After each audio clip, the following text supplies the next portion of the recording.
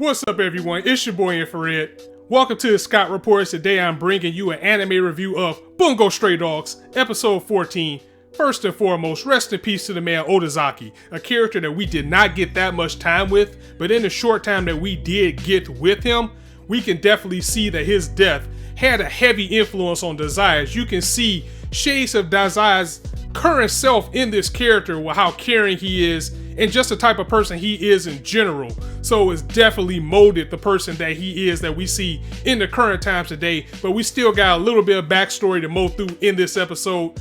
So it looks like Bungou definitely was a traitor. However, he was actually sent to Mimic by Port Mafia, by the head of Port Mafia, to infiltrate them and find out more about their leader, a man by the name of Eaze, who is so powerful. In fact, a man that is so fearful and scary that Bungou was almost pleading and hoping that Oda wouldn't have got involved in this scuffle. Unfortunately, it was a little bit too late for that.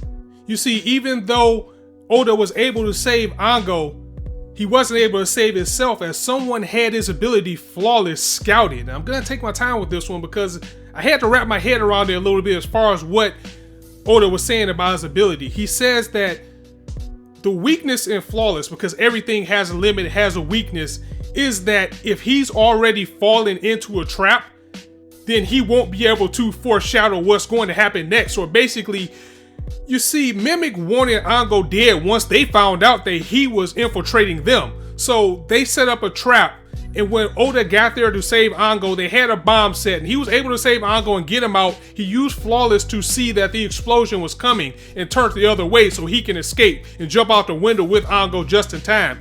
However, he ended up getting poisoned by this ball that rolled on the ground. And when he touched the ball, it poisoned him and he saw his death, but he still died, because how he explained it is, if he is already aware of the situation, if he's already into a trap, it's kind of like saying that he can only evade death for so long. Like, say, if the sniper shot at him last week and he got away and somebody shot at him again, he would have just had to get out by instinct. He wouldn't have the time to see it again. So it seems like it had like a time frame between it of when he can use the abilities. But either way, he ended up dying by the poison. Again, Flawless wasn't able to give him enough foresight not to touch the poison, and he still died and wanted his friend Bungou to get away. He told him, go on, save yourself. But the thing is, we see Bungou leaving with a group of people as well, so you have to wonder, who did he leave with? Interesting. Something else that was interesting in this episode is the opening. We finally get the opening this week. However, the entire opening was focused on Dazai, Bungou, and Oda.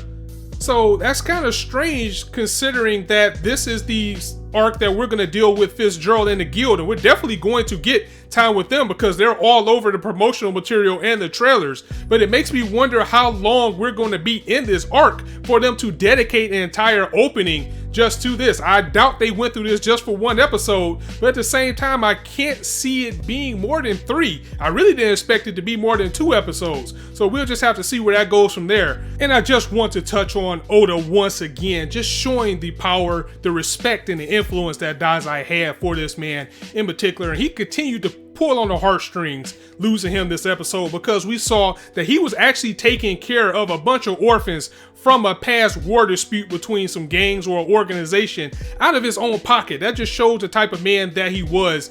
And to touch on how much respect Dazai had for him, he even told his subordinates, look, do not take this man lightly, do not disrespect him, do not down talk him, because if he wanted to, he can kill all of you guys with no problem. He only chooses not to, so you should be really worried about that. And Dazai, being the detective that he is, did his homework on this Mimic team to find out that they are a highly trained group of ex-military soldiers, and their leader either has an ability or enough influence to be powerful enough to control a group of these ex-mercenaries to be at his whim, basically. As Mimic, they were chased out of England by a group called the Order of the Clock Tower, and they're on the run from them, so they came to Japan. They're causing havoc here.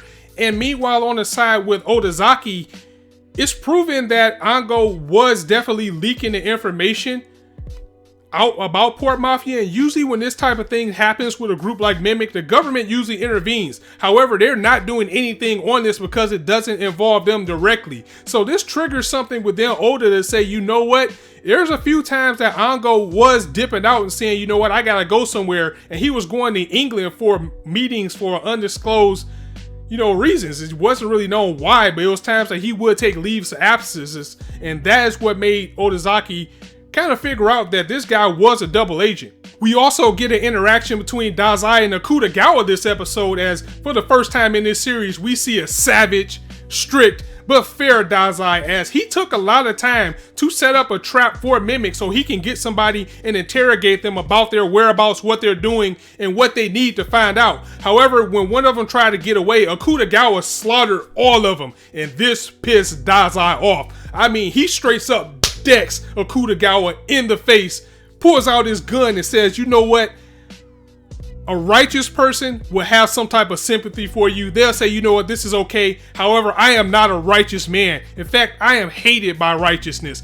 I spent a lot of time to set this up, and you straight up ruined it by slaughtering everybody here. I've told you more than once that you are more than a weapon to kill. And he actually takes 3 shots at Akutagawa's head. However, Rashomon actually came out and protected Akutagawa. So Dazai was basically trying to tell him, you are more than just a blade to use for killing. You could have found a better way to do this. And this is the first time that Akutagawa said that he was able to use Rashomon for defense. So even though Dazai gave him a little bit of tough love, it's helping Akutagawa grow as a character, or at least try to grow, as Dazai is trying to tell him that you don't have to senselessly slaughter people. There's other ways that you can do things. But if you mess up again, next time I'm gonna punch you twice, I'm gonna give you 5 shots to the head. Remember that, and don't mess up again. And this is the first time that we've seen Dazai in this type of character before, and you can see why he's so feared and the reputation that precedes him. This may also be shades of why Dazai decided to take Atsushi into the Armed Detective Agency, as we finally get a little bit more insight on how things was between him and Akutagawa. I know they touched on it last season, but we actually see it in depth in this episode, as maybe things with him and Akutagawa could have went a little bit better, and he's trying to rectify that with Atsushi and make up for that in a sense, because Akutagawa was always full of evil, full of rage, full of hatred, and maybe the way Dazai went about things wasn't the best tool to try to sharpen someone under his wing. But now that he is with the Armed Detective Agency, a group of better people, he doesn't want to make that same mistake again with Atsushi. I mean, I really like the parallels between the two characters. You kind of got the evil side and the good side. Then you got Dazai in the middle, who's responsible for the growth of both of these characters, and that is fantastic. So maybe Dazai takes a little bit of the blame for Akutagawa being the way he is, and he probably feels a little bit guilty about that. But props to Dazai for actually being able to track down Ango's whereabouts with a leaf. A leaf. I mean, I cannot praise this man's detective skills enough. Second only to my boy Rampo in that sense, as you have to be a badass in order to be able to find out where somebody is with a leaf and say, okay, because of this leaf, he's in this area. So overall, again, another very solid episode of Bungou Stray Dogs. Are we heading to this second core? And you know what? I am glad that we're doing this backstory arc now, because once they get it done, we can get to the guild arc and have that unrestricted instead of it being interrupted midway like they did with the Kunakina story last core. And I'm not saying that this is bad. I'm just saying that this is all going to make a lot more sense once we get to a certain point in this arc. And it's better to cover it all now. And I like the way they're setting it up instead of putting it in an oddly placed middle portion like they did with Kunakina's light novel adaptation last time. So guys, definitely let me know what you thought of this episode in the comments. If you like this video, go ahead and drop it a like. And if you want to hear more, go ahead and hit that subscribe button. There's not a shortage of content for you guys to indulge on this channel. And as I always say, you guys can be anywhere on YouTube right now, but you chose to listen to me. And I really appreciate that, so thanks for stopping by. On that note, it's your boy Infrar-Ed signing out. See you soon.